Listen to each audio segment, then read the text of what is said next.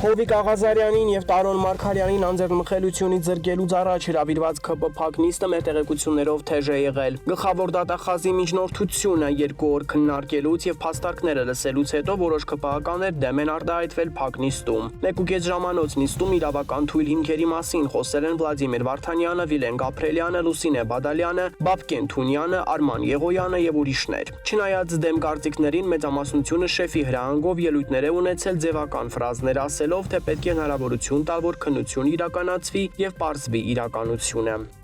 Հակակոռուպցիոն կոմիտեում քննվող կաշառքի գործով իրավապահները 3 առավոտյան խուզարկել են Վարդենիսի համայնքապետ Ահարոն Խաչատրյանի տունը, ապա համայնքապետարանի մի քանի աշխատակիցների եւ փոխքաղաքապետ Կարեն Մկրտչյանի տները։ Հակակոռուպցիոն կոմիտեից հրաժարվեցին մանրամասներ հաղորդել, հայտնեցին միայն քրեական վարույթը կաշառք տալուն եւ ստանալուն է վերաբերում, քննչական գործողությունները կատարվել են հակակոռուպցիոնում կան կալանավորված անձինք, որոնք համայնքապետարանի աշխատակիցներ են։ Իշխանապահությունից հետո ՔՊ-ի շարքերը համալրած Ահարոն Խաչատրյանը եւ մարզի հեղինակությունների կամակատարներ դարձել։ Բանն այն է, որ Փեսան Դստերամուսինը քրեական հեղինակություններ Բանդուրյան եղբայրների տղաներից է Մինասյան Ռոմիկը։ Անգամ լուրեր կան, որ այս շղթան կապ ունի Էջմիածնում տեղի ունեցած սպանության հետ։ Մեզ ասացին, որ այդ մասին նաեւ իշխանությունն է տեղյակ, ուղղակի Բանդուրյաններն ընդդիմություն չեն, որ թևերը ոլորեն եւ հեշտ ու հանգիստ բանտ տանեն։ Հակառակը Ամրանը Սևանում կատարված սպանությանը մասնակցած Լևոն Բանդուրյանին վերջերս դատարանը կալանքից ազատեց տնային կալանք սահմանելով։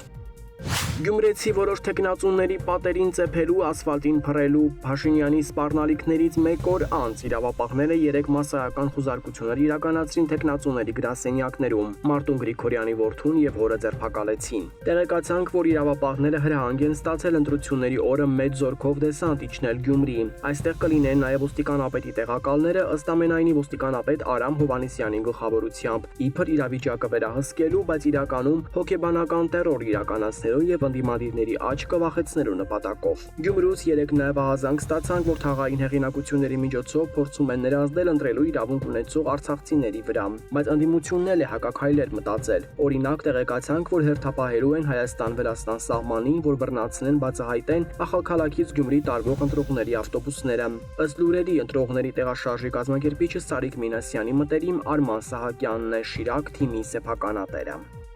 Հունվարի 30-ին ԲՏԱ նախարարը գրառում էր արել, որ Մխիթար Հայրապետյանն ընդունել է հնդկական Micron Instruments ընկերության տնօրեն եւ սեփականատեր Վիկրամ Սանգալի եւ GTB Holding-ի նախագահ եւ սեփականատեր Գրիգոր Տեր-Ղազարյանի գլխավորած պատվիրակությանը։ Քննարկվել են ներդրումային հնարավորությունները Հայաստանում նոր արդյունաբերական արտադրություն հիմնելու նպատակով։ Մեզ հաջողվեց պարզել, որ խոսքը Հայաստանում զենքի արտադրության մասին է։ Micron ընկերությունը պարզվում է մեծ տրամաչափի հրետանիներ է արտադրում ՆԱՏՕ-ի անդամ պետությունների համար։ Այս գործարանն էլ աշխատելու է ԱՄՆ հովանավորության ներքո։ 3 Գրիգոր Տեր-Ղազարյանի հետ հանդիպել է նաև ԱՄՆ դեսպանը, որի մասին հաղորդագրություն էլ կար։ Դեսպանը այցելեց Արարատի GTB Steel գործարան, որը հայ-ամերիկյան համատեղ ներդրումներով ստեղծված մետաղաձուլարան է։ Այս գործարանը կիրառում է առաջադեմ տեխնոլոգիաներ ու նորարարական գործընթացներ, ներկայացնելով Միացյալ Նահանգների առաջատար դերը նորարարության ու տեխնոլոգիաների ոլորտում։ Մեր աղբյուրներն ասում են, որ Գրիգոր Տեր-Ղազարյանը երեք եղել է նաև պաշտպանության նախարարությունում։ Նրա մեքենաների աչք ծակող ավտոշարասյունը տեսնողներ են եղել ՊՆ-ում։ Ստացվում է Փաշինյանը ոչ միայն կասկադի շինարարությունն է վստահել Տեր-Ղազարյանի ընկերությանը, այլև ՆԱՏՕ-ի ստանդարտներին համապատասխանող զենքի արտադրությունը։